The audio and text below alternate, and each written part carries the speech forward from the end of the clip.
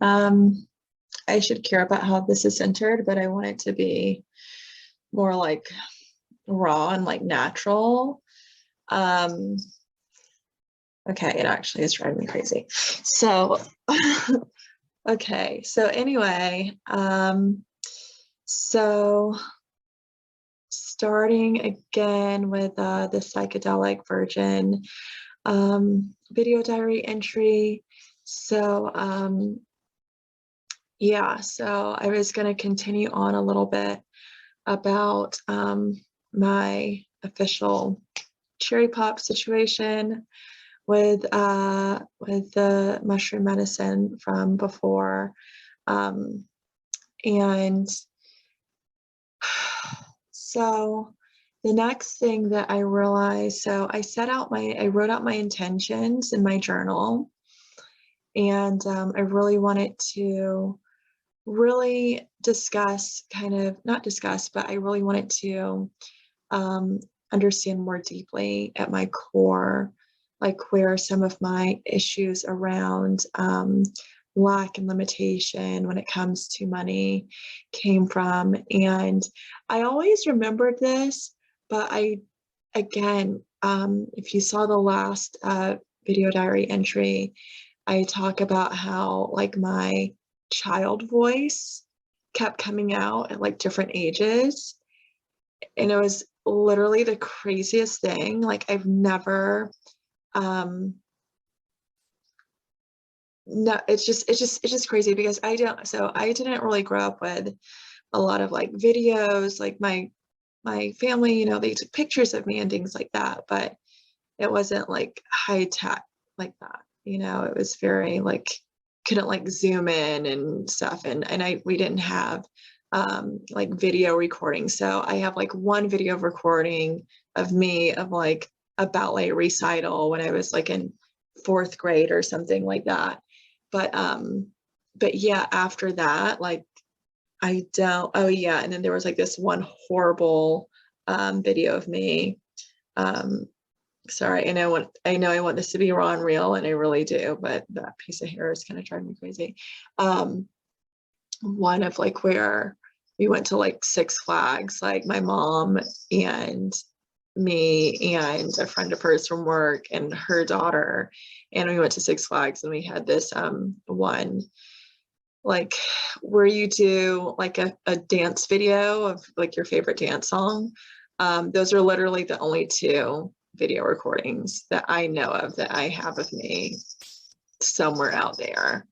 And you know, for those of you who don't know, I do have an estranged relationship to my mother, who I actually don't consistently refer to as my mother anymore, just because it's been part of my healing process. So she's definitely one of my teachers, my greatest teachers. Piper has the best timing ever. Don't you, Piper? My kitty, my little girl. Anyway, so yeah, so those are the only videos I have of me. So I said all of that because I'm Southern and I'm a long-winded person. And, but because that's why I don't know the sound of my voice when I was a kid. I don't have recordings of it, which is kind of a bummer, but it is what it is, right? So, okay. So I think I was like 3, maybe 4 years old. I'm going to go with maybe like 4 years old. Okay. And even though I feel like I was younger, but when my mother got evicted because my father was not paying the rent on the apartment. He said he was paying rent, and but he was not. And so I go into more detail in the book, but basically, I always remembered this, but to hear my child self describe it and kind of have my adult voice come online, but not in my actual adult voice that you're hearing right now, but it was like the adult in me was kind of communicating as the child and saying like, this is why money is hard. You know, money's hard because my mom's so smart, and my mom's so smart, and this happens with her, with money, then money must be hard. And so, um, but it was said much more childlike than that. Just very, very like a child's voice, like money's hard. Oh, money's hard. My mommy's so smart. And like, yeah, it was really wild. And then just like a lot of the domestic abuse that went on in the home before my parents got divorced, um, and how my child self was actually relieved to not um, have my father living under the same roof. And I need to come up with another name for him as well, but I feel like I don't have as much emotional charge around father because, and I don't know, it's like that relationship is very like a blank wall. And I realize like child now doesn't really have like resentments towards him. Like she just understands um that he just was not, you know, he wasn't good to us. He wasn't good to me. He wasn't good to my mom. Um, and she really, child Naz doesn't want any part of him whatsoever, which makes sense because people have always talked about me, like, with, so what's the deal, like, with your father, and like, you don't talk about him. And one of the things I've gotten a lot, which actually really pisses me off, um, is like, oh, I didn't know you knew who your father was. It's like, why wouldn't I know who my father is?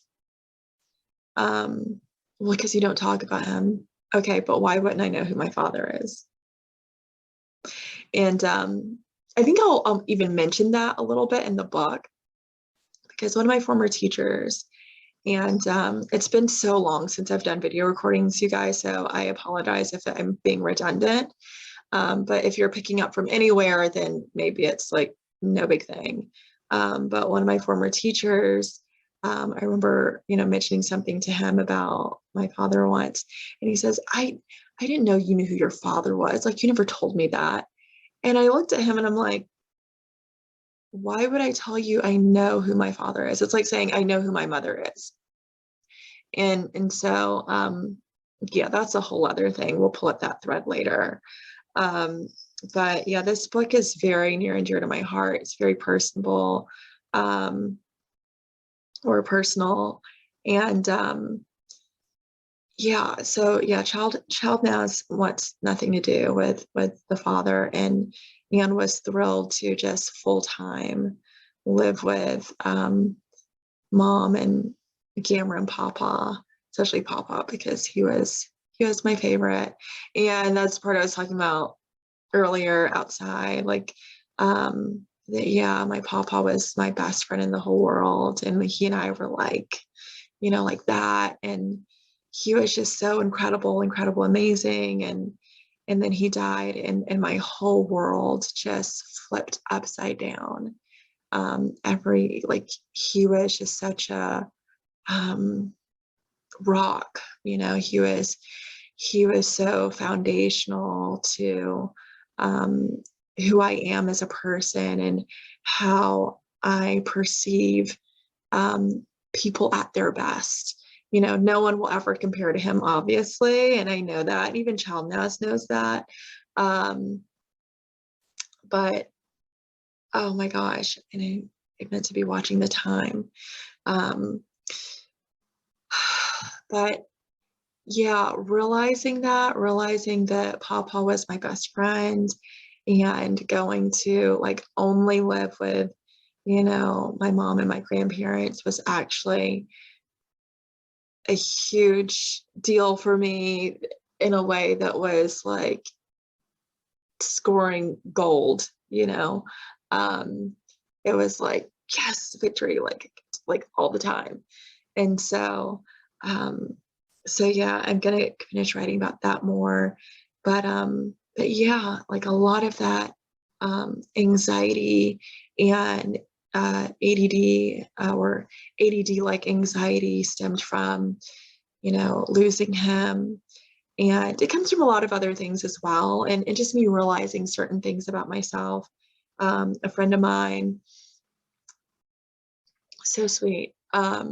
He was kind of like helping me figure this thing out around just some like accounting question that for me just was like eluding me.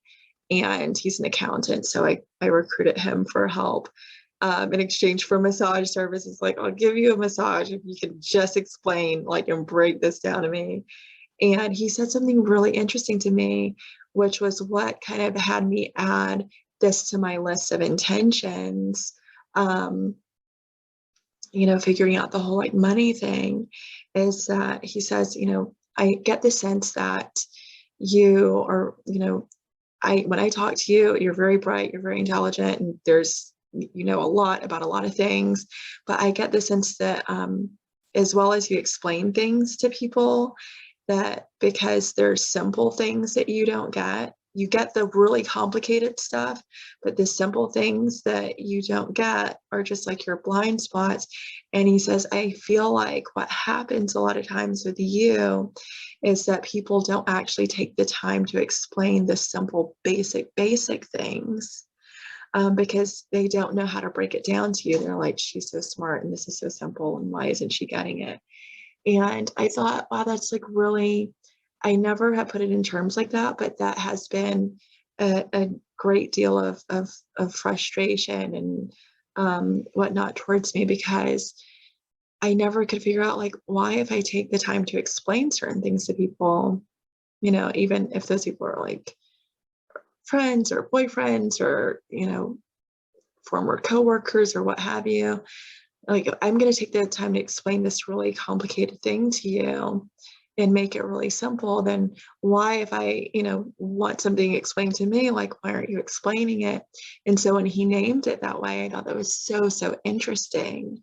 And so, yeah, so I wanted to share that. I know there's other things I want to share. Hold on, I'll grab my journal. I'll peek and see what else I am going to be writing about, and I'll figure out what else it is that I want to be sure that I share. Oh, maybe I could open it the other way, right? The right way. So yeah, and some of these I've already written about. Let's see here.